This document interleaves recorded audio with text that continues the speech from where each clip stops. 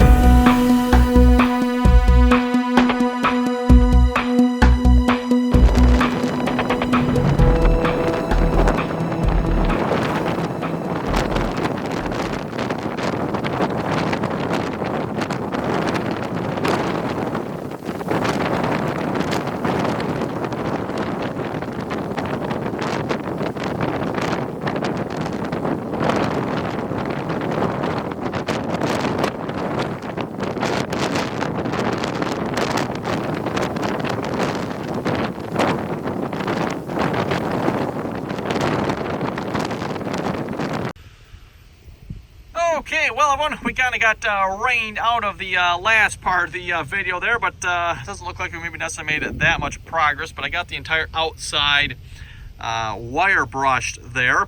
What I'm thinking I'm going to do now here, because my sandblaster has showed up, we're maybe going to get that all hooked up and set up here. We're going to give that a try. It looks like it kind of got a little rusty here again too. I mean, they did get rained on, so anyway, we'll probably get these dragged around the front of the barn here. At least I'm thinking that's what we're going to do, and see if we can sandblast them. Okay, so back in the barn here, everyone. Here's the sandblasting kit I've mentioned. It's up to 8 gallons per minute at 3,500 psi. We meet the recommended specifications here as far as the pressure washer we have now currently. So hopefully this will work okay. But basically what we got here is we got a pressure washing nozzle here, and then we got a pickup and hose for the sand. So yeah, it looks like a couple clamps to hold the hose on. So I'm gonna get this set up here. I'm kind of curious to see how well this is gonna work. Just from my experience here, I already have a pickup type sandblaster. It doesn't work very good. Just not enough material, not enough sand that comes through it. It doesn't pick it up fast enough. So I'm hoping we won't have the same problem with this. I guess we'll find out. But yeah, this uses water, and of course the pressure from the water to propel the sand out. Still a dirty process, but hopefully a little bit, maybe not quite as bad as just like straight up dry sandblasting here. Well, at least that's what I'm hoping for. So let me get this set up here. We'll drag the pressure washer out, and we're gonna see if this works. Okay, everyone, just about ready to go here, I think. I've got the unit set up with a hose here, put the hose clamps on it. Again, this end just goes down in the bucket there, and of course that end connects to the pressure washer. And I got a bucket of sand here ready to go. Also got a cover for it. I figured that might actually be a good idea. Probably don't want any mist or water getting in the sand there. That probably won't be good. I got the pressure washer, and my dad helped me drag the tires out. Luckily he was around, so always, yeah, they're kind of heavy to drag around. The other day there, we just rolled them down the hill, or actually I just rolled them down the hill, and luckily right into the shade there, because it was like 120-degree heat index there when I was wire brushing those. Luckily it's much cooler today. So yeah, I think we're ready to get started here. Not entirely sure what we need for PPE here, but I got my safety flip-flops on, so we should be good.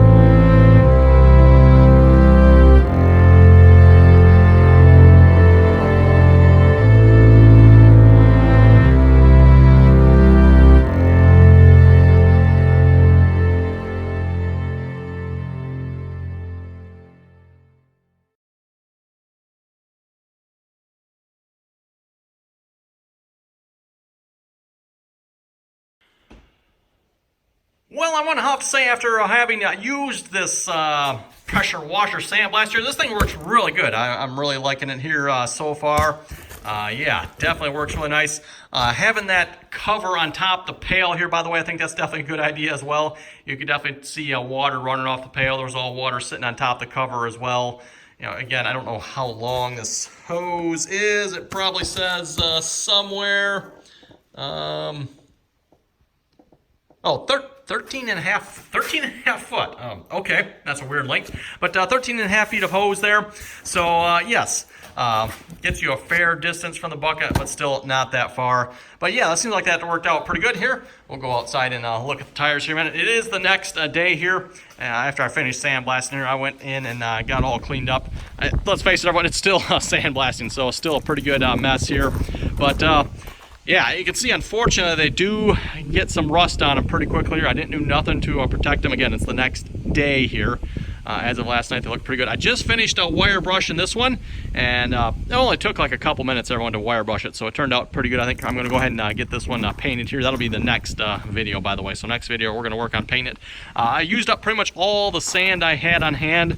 The sand I had on hand wasn't really necessarily sand blasting sand either, so I'll have to go get some actual sandblasting sand here. Now we'll see if that works any better, because of course I do plan on using that on the cab here as well. So that was actually kind of the idea, or the reason I got that sandblaster, so I could sandblast this.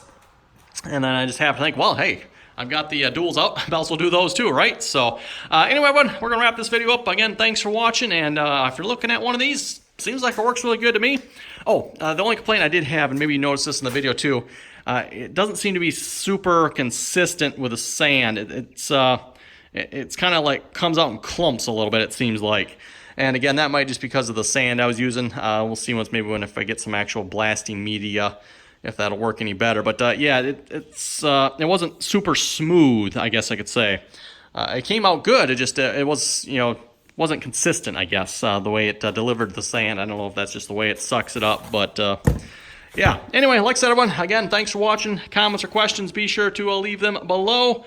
And till next time.